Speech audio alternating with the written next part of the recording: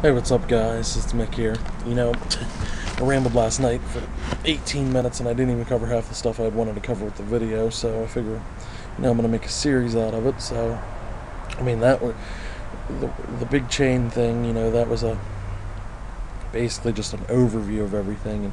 And, this is gonna be the first video of a series where I get a little more into it. And I don't know how many this will be. Depends on how far I go into it and love on about it. But like I'd said, I'd just done a semester of college, and I got out, and it was the summer, and I was looking for a new job, or a job.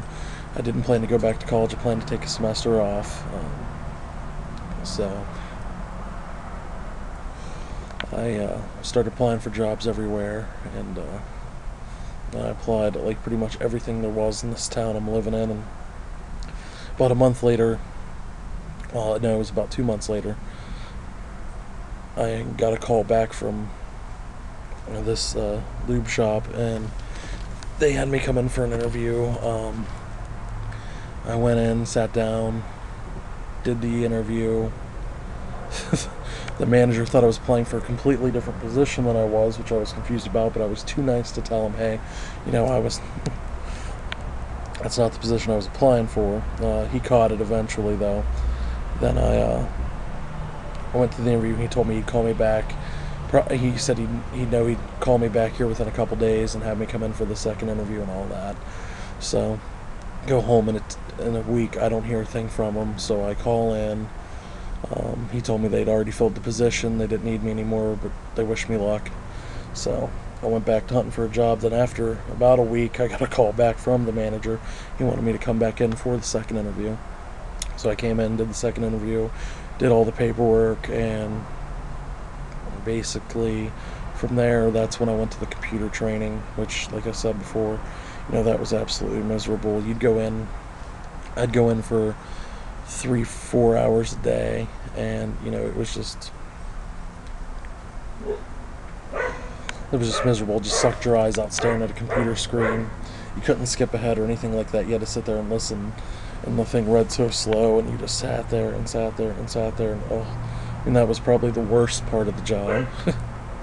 but you generally did that for about a week, and then from there, I had, I think, a couple days off, and then they put me on the floor for training. Which, the start of the training, you basically just followed somebody around, watched everything they did. Which, that was a lot of fun, because I was getting paid pretty decent on training pay. I was getting paid minimum wage, which to me, getting into this job, it was pretty good.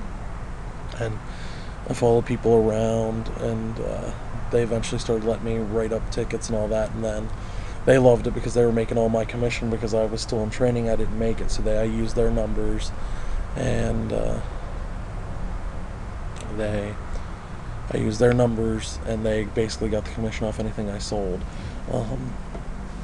And from there, I did that for probably about a month and a half. They sent me to basically my training up in where they do at their training center. That was about a 2-hour drive from here, and it was a 2-day thing, so I went up, stayed overnight, stayed with family so I could save money on a hotel room, because the way they do it for training is they don't reimburse you till your paycheck. So I didn't have the money to buy a hotel room and then have them pay me back, so I basically just stayed with family. It was a good training course. They did tell you a lot of BS. No matter what kind of car you have or anything like that, like, you had to have your oil changed every 3,000 miles, which, I've definitely learned from talking to the techs out in the shop and stuff when I worked there. That wasn't quite true. But it was things like that, and it was just ways for them to get you to sell the premium packages, get you up there. We did go into the mechanical stuff a bit, which was nice, because I've always liked cars, so I did learn a thing or two about cars there. And then once I got back from that, they actually put me on the floor and I started selling, which you know, like at first, you know, I didn't do so hot as first sales job, but you know, a lot of people. I was honest though, pretty much. I did get a lot of customers who did like me because I wouldn't try to BS them on things, which got me in trouble with management a lot. I remember one time this old guy came up. I hadn't worked there for too long, but he was old and he was probably in his 70s, elderly gentleman, and you know, he was on a fixed income, and they kept raising our battery prices, saying, you know, we were keeping competitive with our competitors who raised their battery prices, which I didn't understand that one at all. But you know, he came up and wanted a battery, and apparently before I'd worked there, we used to do batteries for free, and he assumed it was like that, and you know, he freaked out, was upset, and I just pulled him aside and told him he could go to like Advance or AutoZone, buy a battery, and they'll install it for free. Which he actually came back later and thanked me. Now my manager had found out, he would have flipped on me like crazy. But you know, I just couldn't lie to the guy. You know, I've been in that situation where I've been hard on money, and you got to be honest with people, because I always found if you were honest with somebody, they came back to see you. Which I had a couple good customers that did come back and see me. And you know, after that training, once I was on the floor, you know, that's pretty much how it was. The first holiday I worked was Thanksgiving. I worked that.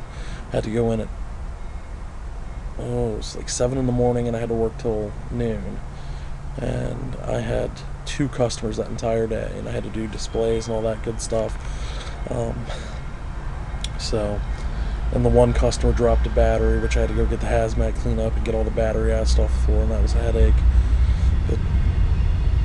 And I got paid $5.50 an hour to stand there for 5 hours, and 5 hours, basically not do anything.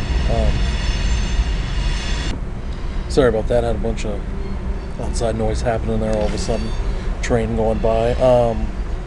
But you know, like I said, at that time I was really gung-ho about the whole thing, and I was excited, and I worked hard, and I worked hard till the day I quit. But you know, it was fun when I started working there. You know, it was a good job, lots of good people that worked there. You know, met some interesting customers. But you know, this is just part one. In the next couple parts, I'll go into all the crazies I dealt with, and talk more about my time there, and split it up into little bits so I'm not overwhelming you guys with big long videos. So you guys have a nice one, and thanks for watching.